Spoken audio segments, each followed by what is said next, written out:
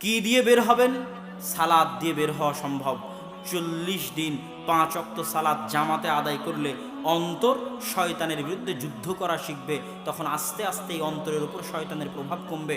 যত গুনাহে আপনি লিপ্ত থাকেন না কেন, প্রত্যেকটা গুনাহ থেকে বের হওয়া সম্ভব যদি আপনি সালাতের মাধ্যমে এই হৃদয়কে প্রশিক্ষিত করেন শয়তানের বিরুদ্ধে যুদ্ধ করার জন্য। এই জন্য আল্লাহ বলছেন, ইন্না সালাতা তানহা আনিল ফাহশাই ওয়াল মুনকার, তথা সালাত মানুষকে খারাপ কাজ থেকে বিরত থাকতে বাধা দেয়। কিভাবে? এইভাবে সালাতের মাধ্যমে হৃদয় প্রশিক্ষিত হয়, শয়তানের বিরুদ্ধে যুদ্ধের জন্য শক্তিশালী হয়।